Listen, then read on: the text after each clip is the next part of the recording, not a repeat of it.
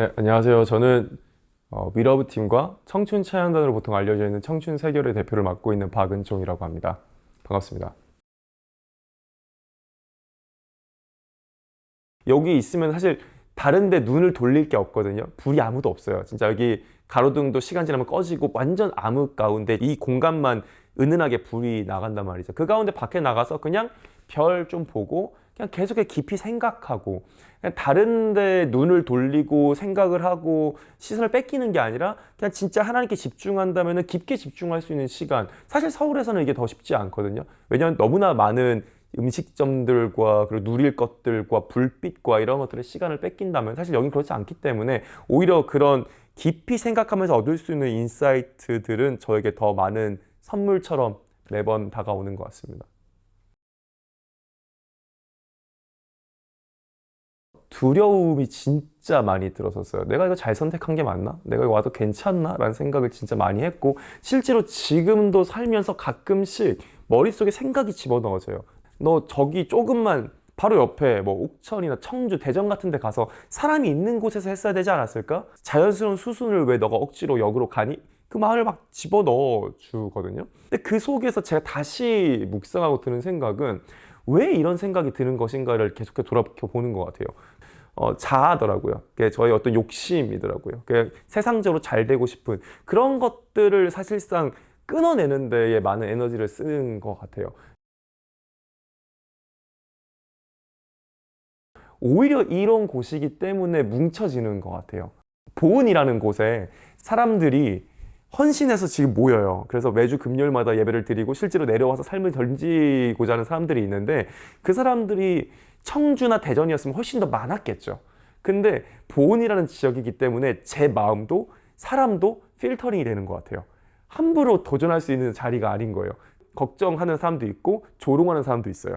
그리고 실제적으로 여기에 이사 와서 삶을 던지려는 사람들도 있습니다. 그래서 그런 부분에서 정말 다양한 인사이트들을 계속해서 매주 매일 마주하고 있는 삶이 지금의 현실인 것 같아요.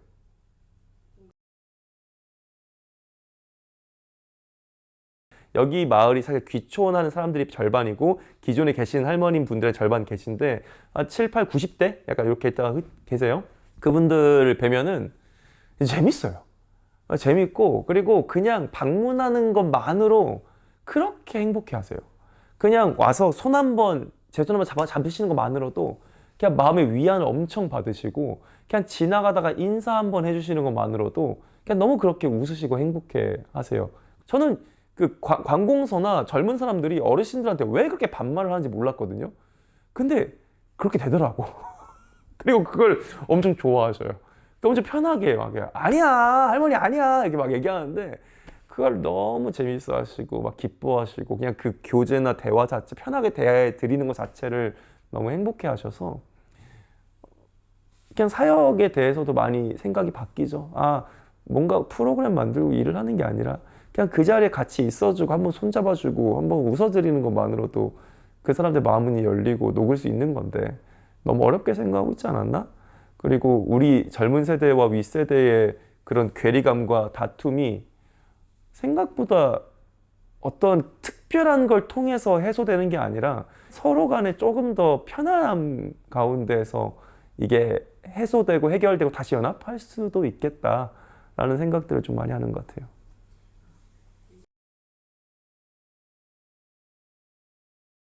하나하나 내 불편함을 돌이켜보면 불편이 당연히 있겠죠. 근데 그거를 상쇄할 만한 장점이 또 시골에 있는 거고, 어디를 가든 무엇을 하든 거기에 대한 장점과 단점을 비교했을 때 상실감이 있을 수도 있고, 그거에 마땅히 채워지는 게 있을 수도 있는데, 제 개인적인 어떤 상실감이라기보다는 사회적으로 보는 시선과 말에 대해서 우리가 너무나 많은 신경을 쓰고 있구나. 그래서 내가 이걸 내려간다고 했을 때에 사람들이 이렇게 생각하지 않을까?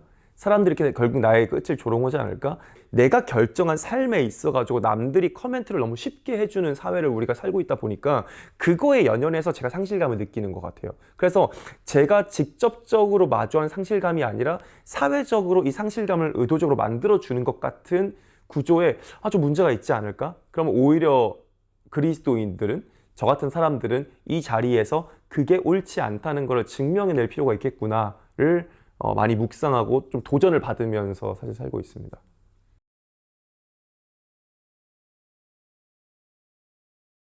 저는 먼저 삶의 방향성 자체를 매 순간 재조정하는 자세가 필요하다고 생각합니다. 그게 시골이 아니라 오히려 도시일 수 있어요.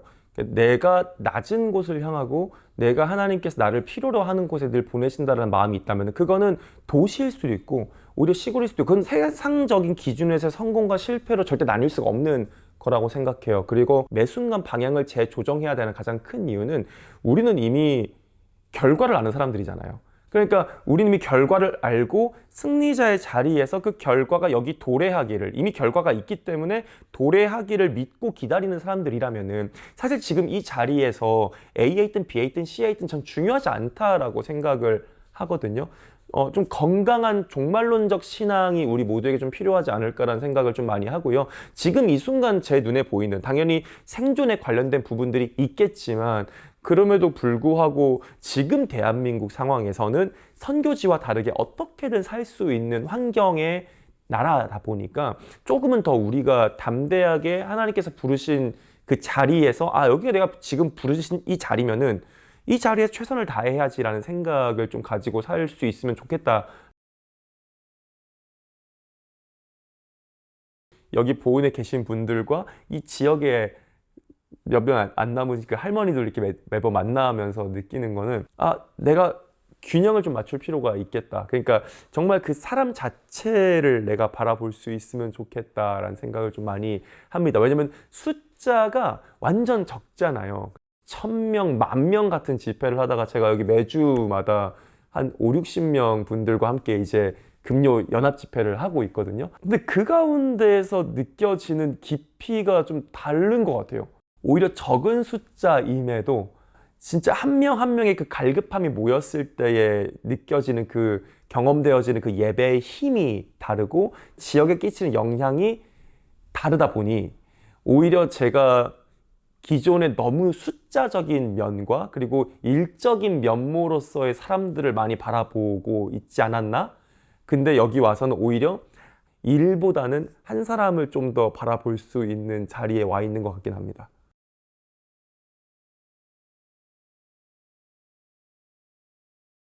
근데 저는 그렇게 생각해요. 그러니까 우리가 사실 소금과 빛이잖아요. 그러니까 왜 똑같이 살려고 하냐는 거예요.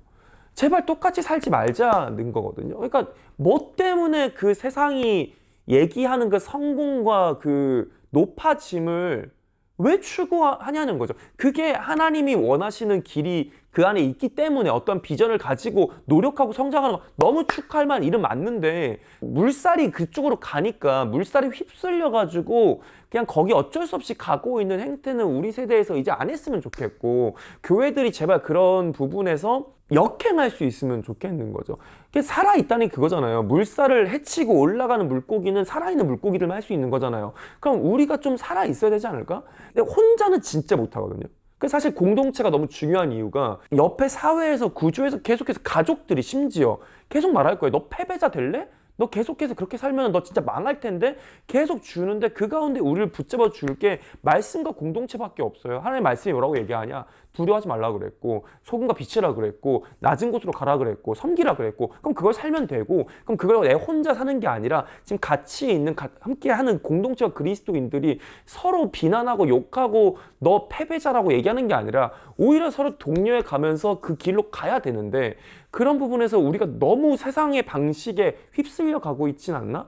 내 뜻이 아니라 하나님의 뜻을 구하길 원하는 사람들이라면은 분명히 하나님께서 보여주시는 게 있을 텐데 그게 힘들고 말도 안 되는 길일 텐데 한번 잡아보셨으면 좋겠어요.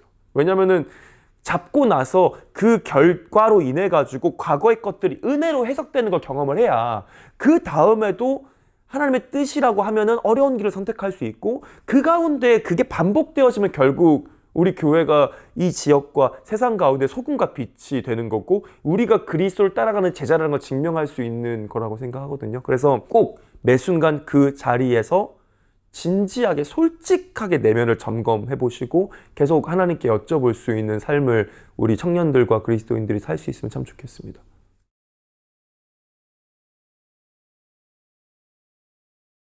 너무 효율적인 길이 보여요.